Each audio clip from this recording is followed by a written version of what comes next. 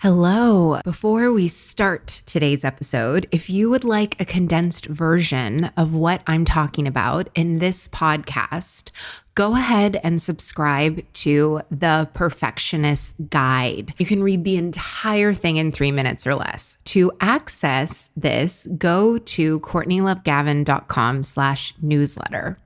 Are you a bit of a perfectionist, type A, hyper performer? Then you know that having the audacity to see an ideal and bring it into reality while breaking generational habits of hustle can be tough, but it doesn't have to be. If you are ready to burn bright instead of burning out, to lead without losing yourself, and to enjoy the life you have worked so hard to create, then keep listening. I'm your host, America's leader on rewiring perfectionism, CLG, and this is Perfectionism Rewired, the podcast. Welcome to Perfectionism Rewired. Today we are talking about the power of provocative questions. The average brain thinks 65,000 thoughts a day. And within all of those thoughts, we ask ourselves anywhere from 10,000 to 20,000 pointless questions. We're going to dig into how we can stop asking ourselves pointless questions, how we can identify when the pointless questions come up, and what questions we need to be asking ourselves to help propel us in our lives. The first thing that we want to do, learn how to start talking to ourselves. So, for example, when I launched podcast, I decided to be proud of myself for doing it instead of being preoccupied with the number of downloads or all of the bad edits or how long it took me. I decided that I was going to learn how to be a podcaster and an editor. I was going to learn how to do this, and that I would feel doubt and that I would feel frustrated, but that there was something in me where I just kept telling myself, just keep going. You will get the hang of this. And this was an internal conversation that I made myself have. I wasn't doing it naturally. It wasn't organic. I was literally doing it on purpose. And I remember having so many conversations with myself where I would say, come on now, you can't think like that anymore. Telling ourselves everything that's wrong and exasperating the situation. Here is how we are going to talk to ourselves now. We're going to tell ourselves we're learning new things and that every day we are getting better. I am going to figure this out. And the difference is it wasn't a continual asking of bullshit questions of myself, like, why can't you get this? Why are you so stupid? Why is no one downloading this? What if people listen to this and then they hate me? Those are the pointless questions that I'm talking about. When we think about powerful questions, you want to think about questions that are getting you aligned for your day. I gave a recent example of this on Instagram. Follow me at Courtney Love Gavin on Instagram if you don't already, and come say hi. And if you look on that post, I talked about 3 questions that I use to start my day. I'll give you a hint of the first one of them. And the first question I ask myself is, how do I want to feel when I go to bed? And so the way that you can answer that is like, today I want to feel blank when I go to bed. And when you do that, you are actively directing your brain and what it is that you want to think about. Because normally what our brain does is that it just thinks all these thoughts and it doesn't know if it is garbage, if it's giving us some shitty thinking. It doesn't have that filter. And so our job is to really listen for questions and decide on purpose. And when those things pop in, to be decisive, because we are the adults in the room, and decide, do we want to keep this thought? Do we want to keep asking this question? Is this helping us or not? Just because you think something, it does not mean that you have to believe it. So many of us don't realize that we have this ability to direct our brains to tell it what we want to think. And the same goes for questions. You do not rise to the level of your answers. You fall to the level of your questions. And so if you were asking the right questions, you would have the right answer by now. And it doesn't matter how smart you are, you can never get the right answer to the wrong question. The dumbest questions we ask ourselves all day long and the thoughts that come in. A really great example of this is that if you came over to my house and you brought a bag of trash and you said, my trash just got picked up today, and I know that you said that your trash gets picked up like a couple days per week, so I'm just going to leave this pile of trash in your living room. I would not think, I guess since you brought this trash in, I'm going to have to keep it here. I would say, no, you can take your trash with you when you leave. And I would make a very conscious decision to tell you to do that. We have to do the same things with our brains. Just because our brain is bringing some garbage into the room, it doesn't mean we have to let it sit there and stink up the whole place. Before we can even start using powerful questions, you have to be aware of the ones that you're already asking. And don't beat the shit out of yourself. Let's just get into the business of fixing our lives and making things better. I love a shortcut, and here is a big one for all of you. So if you're thinking bad thoughts, get the fuck over it and let's start asking the right questions, because they will catapult your life. If you're wondering what the questions are that you want to dump ASAP, here's some examples. Why can't I get this? Why can't I follow my schedule? Why can't I understand this? Why can't I say no to myself? Why can't I handle stress better? That one almost sounds good. Hey, I want to handle stress better. But a much more powerful question would be something along the lines of, how can I go through my day with more ease?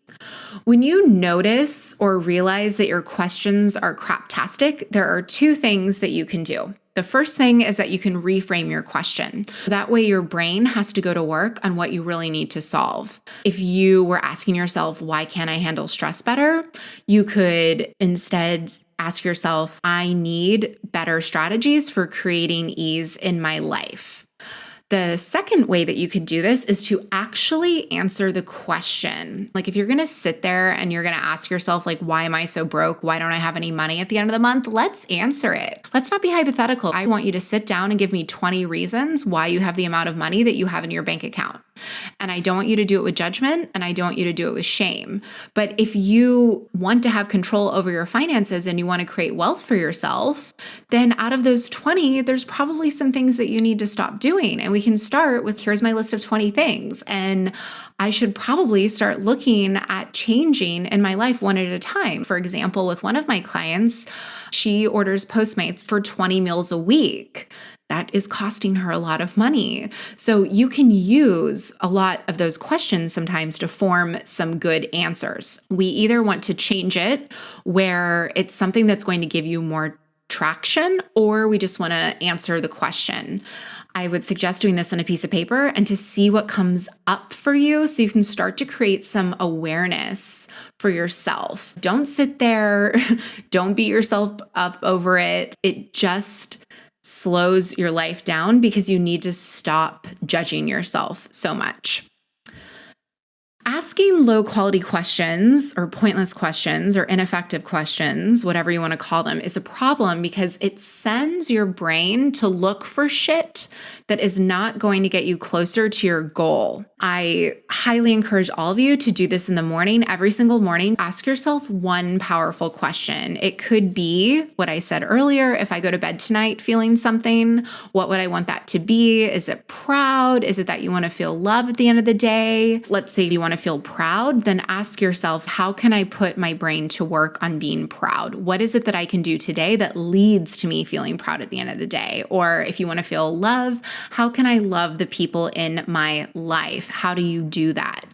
This is one of the easiest ways that you can get started to think about how you want to feel at the end of the day. and don't pick something like stressed, okay, or irritated or agitated. If we're giving ourselves the option of anything, let's pick something good. The reason why we don't want to pick stressed is that then your brain is going to see the word stressed and it's going to go to work on the word stressed. And all day, it's going to be looking for evidence of why we're feeling stressed. And it's going to say, oh yeah, like we get to be stressed today. Let's look for that. I know that a lot of you are like me and that you are picky about things or choosy or selective.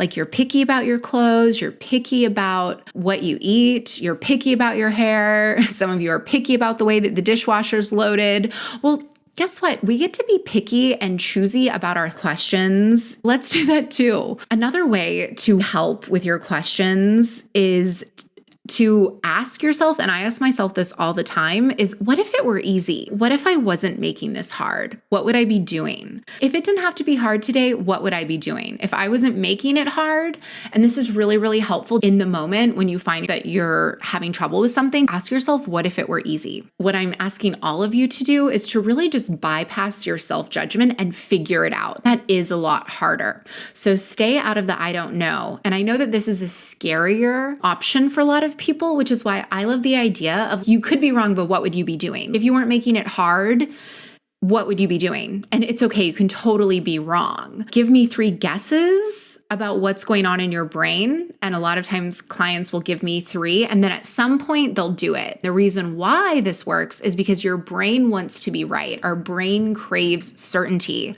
It is one of the ways that our brains are wired. You have to learn how to bypass certainty.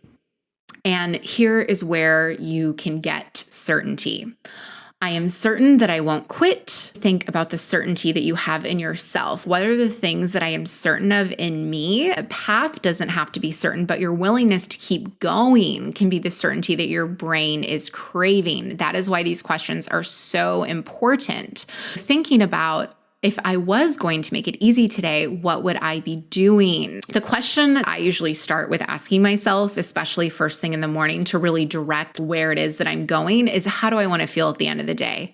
And my brain just goes right to, I want to feel accomplished, I want to feel productive, and I want to feel happy. If you're nodding your head yes, listen closely because I might have the solution you've been searching for. My Perfectionism Rewired Accelerator, a 6-week, highly individualized one-on-one coaching experience designed exclusively for perfectionists like you. Your perfectionism is actually your greatest asset, and leveraging it can be hard work or take years of guesswork. That's why in Perfectionism Rewired Accelerator, I give you my key frameworks to taking charge of your Ferrari drive, proven to work even for the most type A, high-strung, stubborn perfectionists. In the first 30 days, you will cut your burnout in half. Increase your professional fulfillment by at least 150%, and your self-compassion will go up at least 250%, and that is just your first 30 days. So if you want to save yourself years of trial and error, go to CourtneyLoveGavin.com/accelerator today. Or if you want to take the easy way, just click the link in the show notes to check out the Perfectionism